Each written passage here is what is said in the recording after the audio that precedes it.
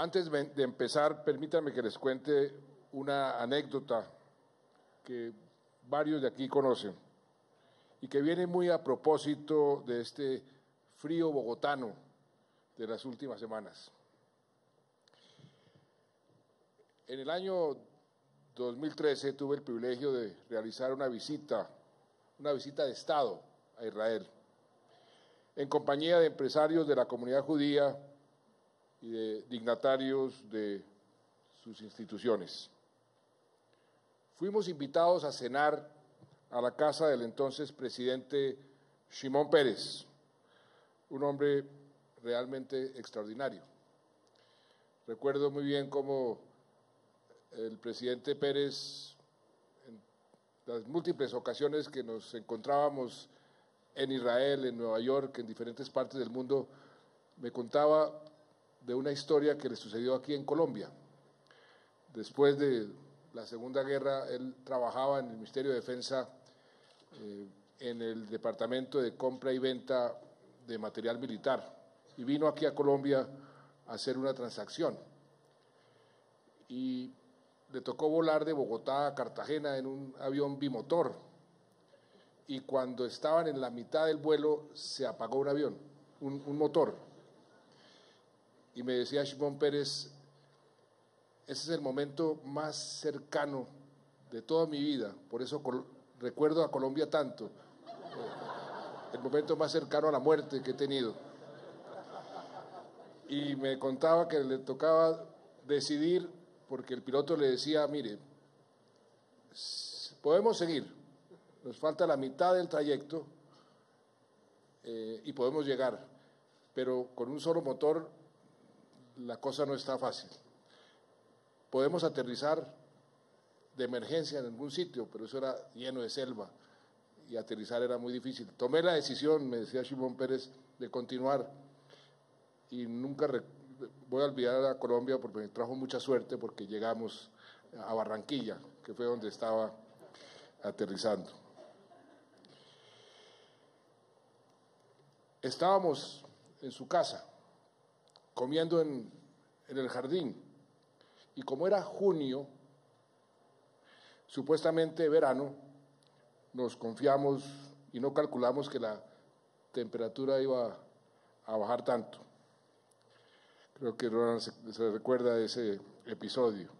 Pues bien, haciendo este cuento corto, hubo que repartir ruanas, sí, ruanas, y la cena terminó siendo la representación perfecta de la amistad entre nuestros pueblos, tal y como sucede esta noche. Debo decir, y lo digo con orgullo, que mi afecto por la comunidad judía no es reciente, sino de toda la vida. Cuando yo era niño, mi abuelo me contaba muchas veces historias sobre el pueblo judío y sobre cómo se había constituido el Estado de Israel. Por él me enteré de la diáspora y de la visión de Herzl, y por él supe también del infame Holocausto. En ese momento oscuro de la humanidad, mi tío abuelo, Eduardo Santos, presidente de Colombia entre el año 1938 y 1942, nunca dudó en brindarles una mano solidaria a los judíos que huían del horror que se expandía por Europa. Bajo su gobierno llegaron algunos de los antepasados de quienes hoy se encuentran en esta sala. Mi padre, Enrique Santos, heredó ese particular aprecio por los judíos. Siempre como editor de El Tiempo, puso a disposición de la causa judía el periódico y lo hizo movido por sentimientos de admiración y de afecto. Como ven, esa especial admiración que tengo por la causa judía no solamente es por mis principios, por los principios que Israel defiende, que son los mismos, sino que llevo ese aprecio también en mi ADN, en mi sangre. El año pasado tuvimos el placer de recibir al primer ministro Netanyahu primera vez que un jefe de gobierno de Israel nos visita.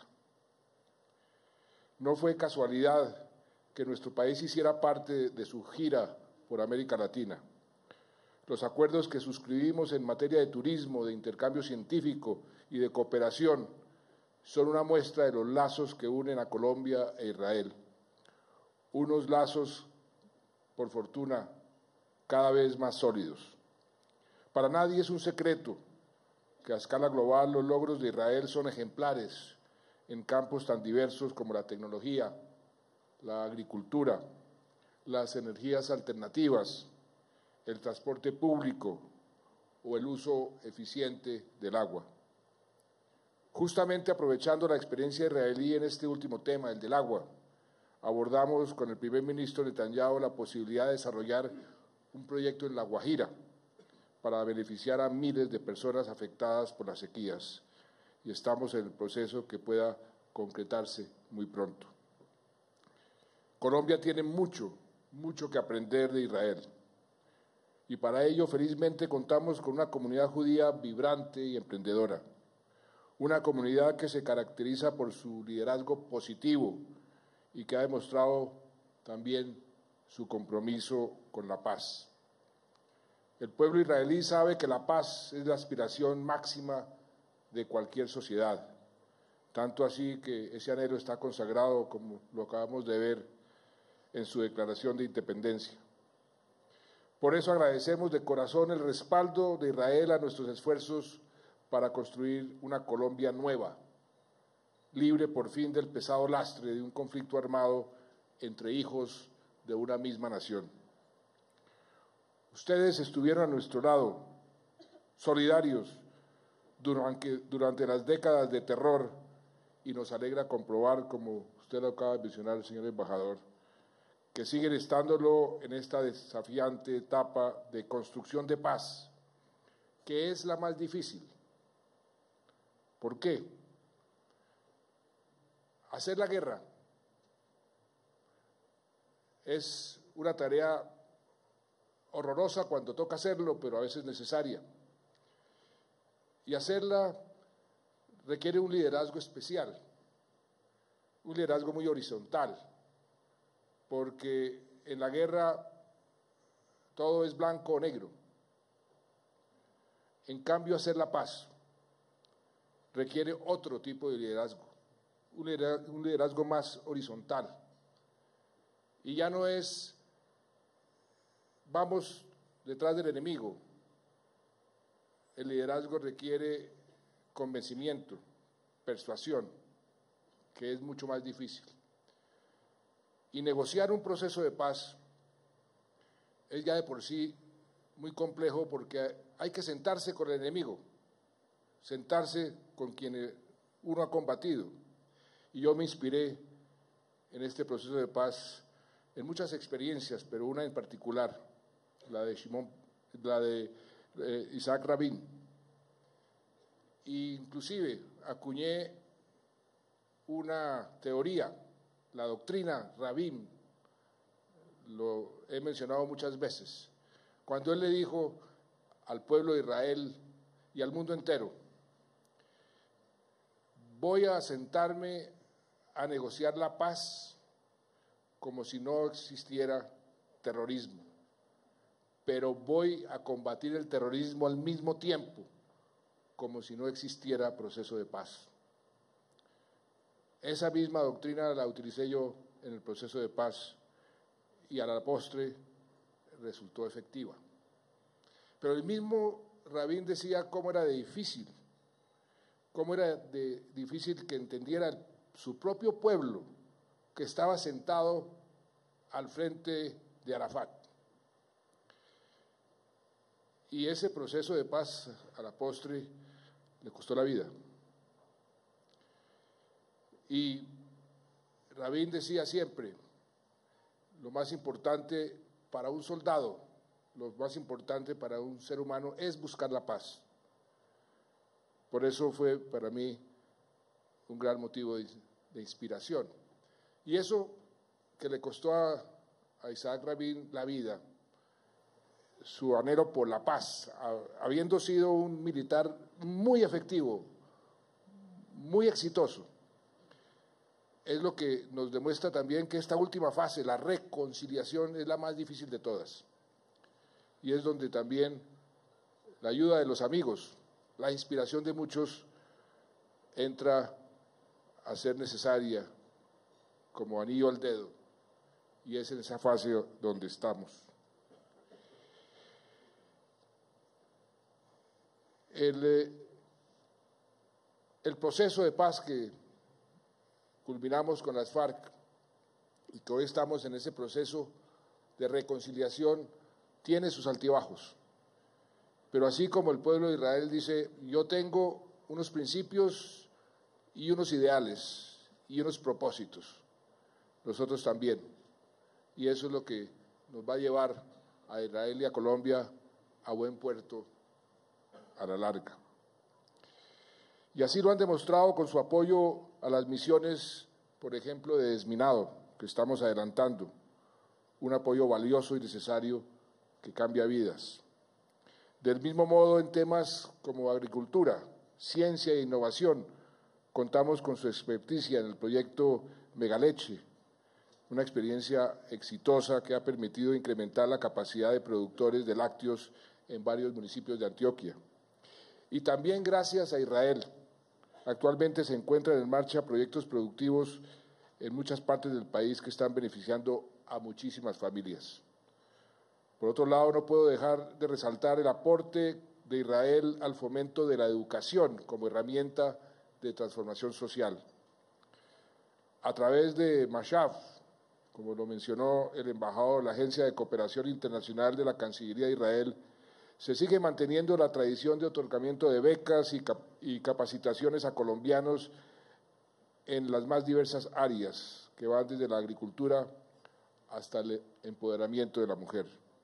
No hay duda de que el potencial de nuestra relación es inmenso y estoy seguro de que lo será aún más con el acuerdo comercial entre nuestros países, el cual está en su última fase, la de revisión por parte de la Corte Constitucional colombiana.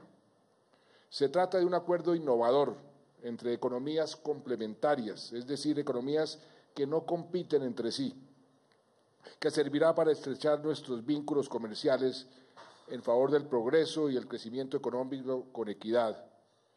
Yo le tengo mucha fe a ese tratado. Haverim e Ikarim.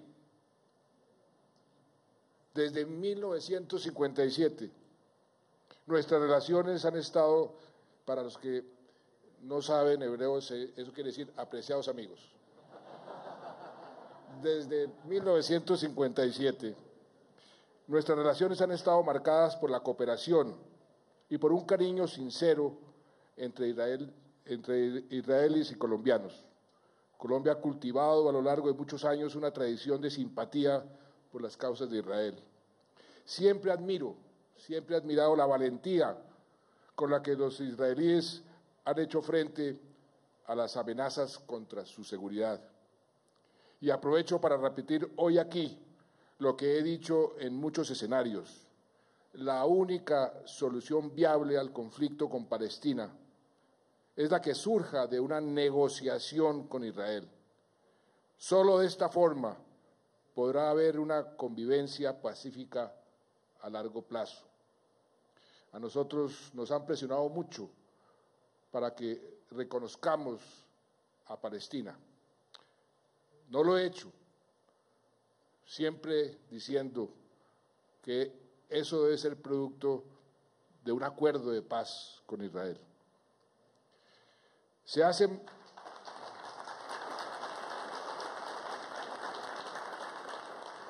Hace más de 20 años, siendo ministro de Comercio Exterior, visité Israel por primera vez y me trataron especialmente bien porque había logrado que también por primera vez en una reunión de Naciones Unidas no condenaran a Israel.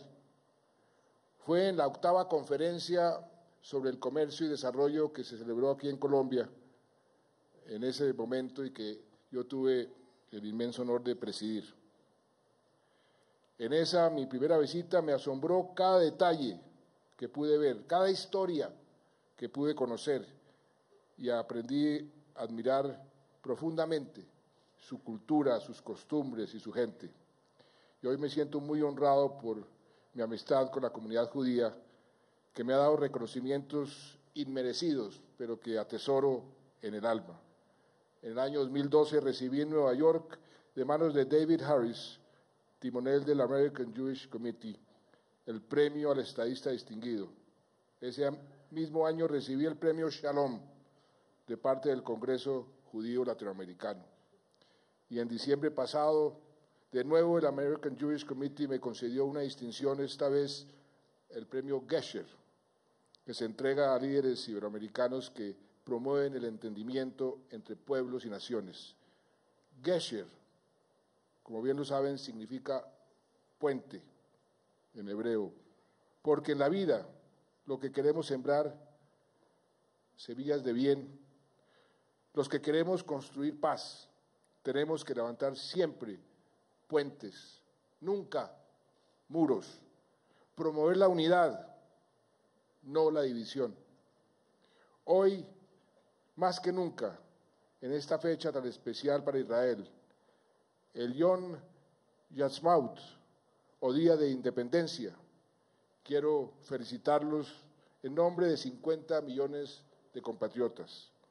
Es una celebración doblemente feliz porque se enmarca en los primeros 70 años del establecimiento del Estado de Israel. 70 años de reivindicación de ese espíritu creativo, innovador y audaz que caracteriza a los israelíes. 70 años que recogen las raíces milenarias de la historia de Occidente. 70 años siendo una luz para el mundo, en palabras del profeta Isaías. Que esa luz siga brillando hoy, mañana y siempre.